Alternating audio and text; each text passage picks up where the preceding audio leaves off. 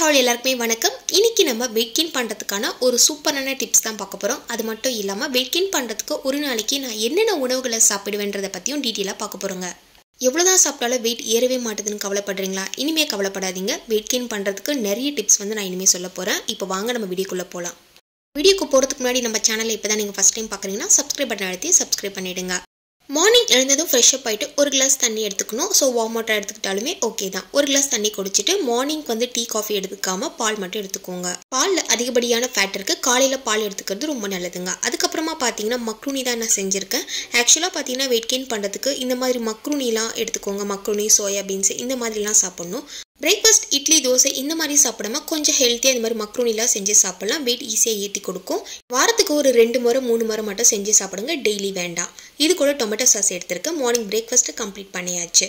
கொஞ்சம் நேரம் கழிச்சு ஒரு 1/2 hour இல்லைனா 1 hour கழிச்சு ஃப்ரூட்ஸ் எடுத்துக்கோங்க. நான் ஒரு சப்போட்டா பழம் எடுத்திருக்கேன், 4 ஆரஞ்சு, ஒரு கைப்பிடி அளவுக்கு கிரேப்ஸ் எடுத்திருக்கேன். வெயிட் கெயின் பண்ணணும்னா ஃப்ரூட்ஸ் அதிகமாக எடுத்துக்கணும். அதாவது மாதுளப்பழம் இந்த மாதிரியான ஃப்ரூட்ஸ்லாம் அதிகமாக சாப்பிட்ணும்.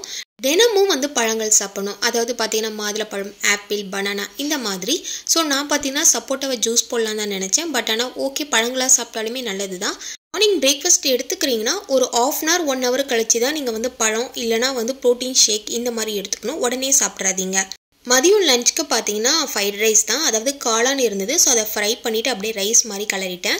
ஸோ மதியம் லஞ்சுக்கு கொஞ்சம் எக்ஸ்ட்ராவாக நம்ம காளானில் சேர்த்தும் போது நிறைய ப்ரோட்டீன்ஸும் கிடைக்கும். எங்கள் வீட்டில் வாழை மரம் இருந்துச்சு. நம்ம எப்பவுமே நான் மதியம் சாப்பாடு இல்லைனா நான்வெஜ் எதனா எடுத்துக்கிறேன்னா கண்டிப்பாக இந்த வாழை இலையை கட் பண்ணி சாப்பிடுவேன். எனக்கு ரொம்ப ரொம்ப பிடிக்கும். யாருக்கெல்லாம் வாழை இலை சாப்பிட்றது பிடிக்குன்றதையும் கமெண்ட் பண்ணுங்கள். வாழை இலையில் சாப்பிட்டா நிறைய சத்து இருக்குன்னு சொல்லுவாங்க. கொஞ்சம் மதியம் நல்லா சாப்பிட்டுட்டேன். எப்போவுமே கொஞ்சம் தான் சாப்பிடுவேன். பட் ஆனால் நிறைய சாப்பிட்டுட்டேன். ஃப்ரைட் ரைஸ்னால நல்லா இருந்தது. அதனால் கொஞ்சம் அதிகமாகவே நான் சாப்பிட்டுட்டேன். அதுக்காக பார்த்தீங்கன்னா வயிறு ரொம்ப உபசலாக ஆகிடுச்சு.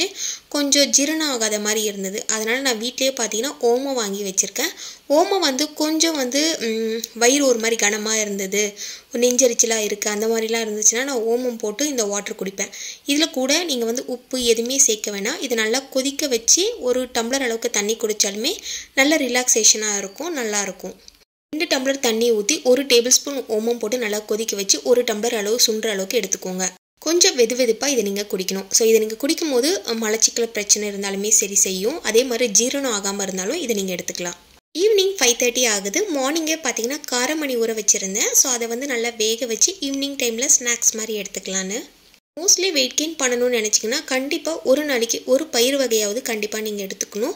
வெயிட் கெயின் பண்ணுறதுக்கு இந்த மாதிரி பயிரை அவிச்சு சாப்பிட்லாம். இல்லைனா ஊற வச்சு நல்லா முளைக்கட்டி கூட சாப்பிட்லாம். ஈவினிங் டைமில் காஃபி, டீ, பால் எதுவுமே எடுத்துக்கல. காரமணியோடு முடிச்சிட்டேன். அடுத்தது நைட்டுக்கு டின்னருக்கு பார்த்தீங்கன்னா தோசை ஊற்றிருக்கேன்.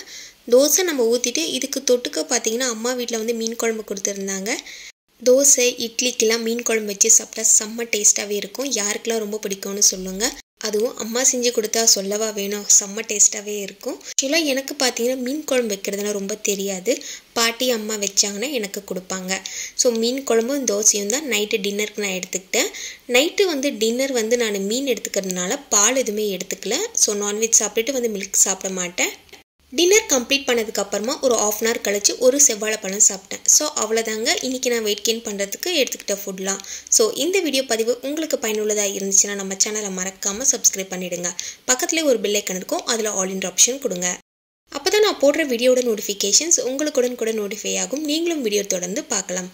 உங்கள் ஃப்ரெண்ட்ஸ் அண்ட் ஃபேமிலியில் யாராவது வெயிட் கெயின் பண்ணணும்னு நினச்சாங்கன்னா அவங்களுக்கு இந்த வீடியோவை ஷேர் பண்ணுங்கள். Thank you so much.